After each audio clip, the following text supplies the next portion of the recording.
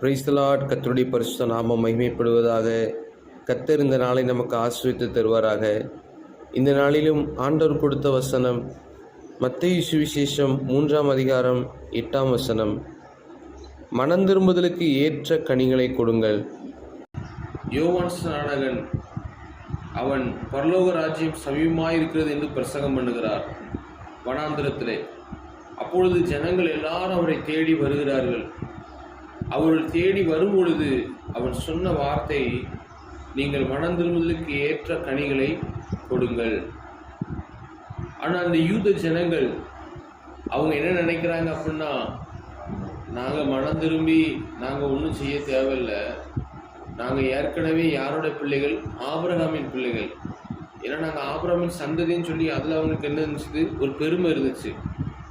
ஆனால் யோவான் ஸ்நானகன் சொல்கிறாரு, ஆபிரகாம் எனக்கு தகப்பன்னு நீங்கள் சொல்லிக்கொள்ளாதீங்கப்பா. தேவன் நினச்சா அந்த கல்லுகளினால ஆபிரகாமுக்கு பிள்ளைகளை கொடுக்க வல்லவராக இருக்கிறாரு. ஆனால் நீ ஒழுங்காக கனி கொடுக்காம நீ வாழ்ந்த அப்படின்னா வேர்லேயே ஆண்டவர் கோடாரி வச்சு நினைச்சுவார், வெட்டுவார். சும்மா நான் கிறிஸ்தவன், நான் நீதிமான்னு சொல்லிட்டு கனி கொடுக்காம வாழ்ந்து நம்மளே வஞ்சிப்போம் என்றால் கடைசியில் என்ன நடக்கும் அப்படின்னா, நல்ல கனி கூடாத மரமெல்லாம் வெட்டுண்டு அக்கினியில் போடப்படும். அதனால தான் ஆண்டவர் சொல்கிறாரு, இந்த காலம் இந்த பூமியில் இருக்கிற வரைக்கும் தான் நம்ம கனி கொடுக்க முடியும். நல்ல கனி கொடுக்கறதுக்காக நம்மளை ஆண்டவர் வச்சிருக்கிறாரு.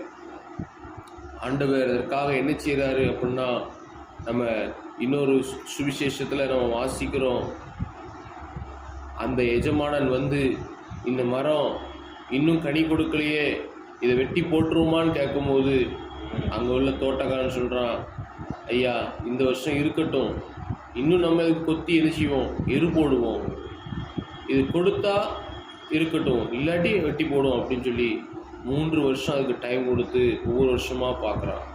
கனி கூடாத மரத்தை கடைசியில் செய்கிறான், வெட்டி போடுறத பார்க்குறோம். அதனால தான் நம்ம வாழ்க்கையில் நம்ம அப்படியே நம்ம அனலுமின்றி குழுமின்றி ஏனோ தானோமின்றி நம்ம வாழ்ந்தோம் என்றால், நம்ம கனிகூடாத மரமாக நம்ம இருப்போம் என்றால், நம்ம கடைசியில் நம்ம வெட்டுண்ட அக்கினியில் போடப்படுவோம். நம்ம வாழ்க்கை ஒருவருக்கும் பிரயோஜனம் இல்லாமல் போய்விடும். ஆகவே ஆண்டவரே, மனம் திரும்புதலுக்கு ஏற்ற நல்ல கனிகளை கொடுக்க எங்களுக்கு உதவி செய்யுங்க ஆண்டவரே. நாங்கள் நீதிமான்களாக வாழ்ந்து இந்த பூமியிலே தேவனுக்கு சாட்சியுள்ளவர்களாக கனி கொடுத்து ஆத்துமாக்களை ஆதாயம் பண்ணுகிறவர்களாக கனி கொடுக்கிறவர்களாக எங்களை மாற்ற வேண்டும் என்று நம்ம ஜெபிக்கும் போது கர்த்தர் நமக்கு நிச்சயமாக அதை செய்வார். அல்லேலூயா. அதனால தான் இயேசு சொல்லுகிறார், யோவான் 15ஆம் அதிகாரத்தில் நம்ம வாசிக்கும் போது, நீங்கள் கனி கொடுப்பதினால், நீங்கள் மிகுந்த கனிகளை கொடுப்பதினால் பிதா மகிமைப்படுகிறார், நீங்களும் எனக்கு சீஷர்களாக இருப்பீர்கள் என்று சொன்னார். அல்லேலூயா. அப்போ இயேசுவுக்கு சீஷர்களாக இருக்கிறதுக்கு கனி கொடுக்கணும். நான் சுவிசேஷத்தை அறிவித்து ஆத்துமாக்களை கர்த்தரிடத்தில் கொண்டு வரும்போது அவருக்கு சீஷர்களாக நான் இருக்கிறேன். நான் ஆண்டவருடைய பிள்ளை நான் சொல்லிட்டு இருக்கிறது ஆண்டவர் சந்தோஷப்பட மாட்டார். ஆண்டவரே, நீங்கள் என்ன எதற்காக வச்சிருக்கிறீங்க ஆண்டவரே?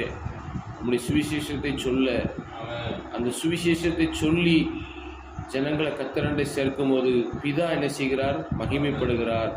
ஆண்டவர் சொல்கிறாரு, நீங்கள் தான் உண்மையான எனக்கு சீஷர்கள்.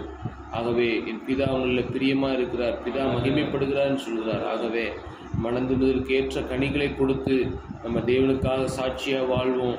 நம்ம கிறிஸ்தவங்க நீதிமான், நான் ஆண்டுடைய பிள்ளைன்னு நம்ம சொல்கிறதுல தேவன் மகிமைப்பட மாட்டார்.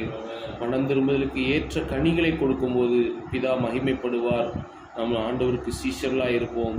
கர்த்தர் தாமே இந்த வார்த்தையினால் நம்மை ஆசீர்வதிப்பாராக.